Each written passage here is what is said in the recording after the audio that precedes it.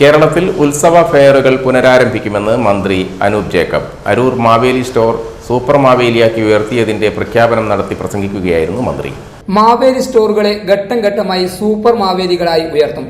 ഉത്സവ സന്ദർഭങ്ങളിൽ ഉമ്മൻചാണ്ടി സർക്കാരിന്റെ കാലത്തുണ്ടായിരുന്ന ഉത്സവ ഫെയറുകൾ പുനരാരംഭിക്കുമെന്നും മന്ത്രി പറഞ്ഞു.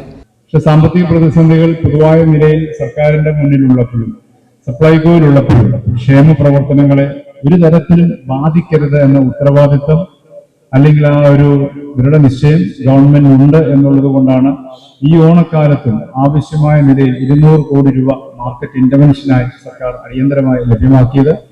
AY കാർഡുകൾക്ക് അവർക്ക് സൗജന്യ കിറ്റ് AY റേഷൻ കാർഡുകൾക്ക് കൊടുക്കാൻ വേണ്ടി 53 കോടി രൂപ ലഭ്യമാക്കി. ഇതൊക്കെ ഈ സാമ്പത്തിക പ്രതിസന്ധിയുടെ ഇടയിൽ നിന്നുകൊണ്ടാണ്.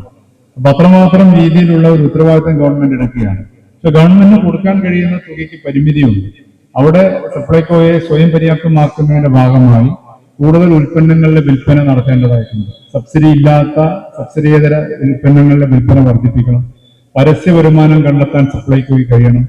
ഒപ്പം തന്നെ ഞാൻ ഈ പറഞ്ഞത് 24 മണിക്കൂർ പ്രവർത്തിക്കുന്ന കൺവീനിയൻസ് സ്റ്റോറുകൾ വഴിയുള്ള വരുമാന വർധനവ്, പെട്രോൾ പമ്പുകളിലൂടെയുള്ള വരുമാനം വർദ്ധിപ്പിച്ചെടുക്കുക, അങ്ങനെ വിവിധ തലങ്ങളിൽ കൂടുതൽ വരുമാനം ലഭ്യമാക്കാൻ സപ്ലൈകോയെ സ്വയം പ്രാപ്തമാക്കിയെടുക്കുക എന്നത് ആവശ്യമായ ഒന്നാണ്.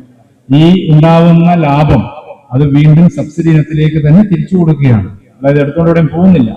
കൂടുതൽ ലാഭം കിട്ടുന്നത് കൂടുതൽ സപ്ലൈകോയുടെ സബ്സിഡി സാധനങ്ങളിലേക്ക് തന്നെ തിരിച്ച് പമ്പ് ചെയ്ത് ജനങ്ങളിലേക്ക് തന്നെ എത്തിക്കും. സപ്ലൈകോയോ അല്ലെങ്കിൽ KSRTC ഒന്നും ലാഭം മാത്രം ലക്ഷ്യം വെച്ച് പ്രവർത്തിക്കുന്ന സ്ഥാപനങ്ങളല്ല. അത് കൂടുതൽ ഉത്തരവാദിത്വത്തോടെ പ്രവർത്തിക്കുന്ന യാത്രാ സൗകര്യങ്ങൾ, അതിനാണ് പ്രിയദർശിനി യാത്ര ഗവൺമെന്റ് ലഭ്യമാക്കിയത്. മാവേലി സ്റ്റോറുകൾ വഴി സാധനങ്ങൾ, ഉൽപ്പന്നങ്ങൾ, സപ്ലൈകോ ഉൽപ്പന്നങ്ങൾ കൂടുതൽ കുറഞ്ഞ വിലയിൽ ലഭ്യമാക്കുന്നു. അപ്പൊ അതെല്ലാം ഒരു ഉത്തരവാദിത്വ പ്രതിബദ്ധതയുടെ ഭാഗമാണ്, ജനക്ഷേമ പ്രവർത്തനങ്ങളുടെ ഭാഗമാണ്. അപ്പൊ അതിനെ കൂടുതൽ വിപുലമാക്കാൻ തീർച്ചയായിട്ടും ഉള്ള നടപടികൾ ഞങ്ങൾ സ്വീകരിച്ചു വരികയാണ്. അത് ഏറ്റവും പ്രധാനപ്പെട്ട സ്കീമുകളൊന്നായി വരികയാണ്. ഓണക്കാലം നമ്മുടെ മുന്നിൽ നിൽക്കുകയാണ്. ഈ ഓണക്കാലത്ത് കോഴിക്കോട് ഉൾപ്പെടെയുള്ള പ്രധാന നഗരങ്ങളിൽ വലിയ പാറക്കൽ അബ്ദുള്ള MLA അധ്യക്ഷത വഹിച്ചു. ആദ്യ വിൽപ്പന പ്രവാസി വ്യവസായി നാസർ നെല്ലോളിക്ക് നൽകി ഗ്രാമപഞ്ചായത്ത് പ്രസിഡന്റ് P. ശ്രീലത നിർവഹിച്ചു.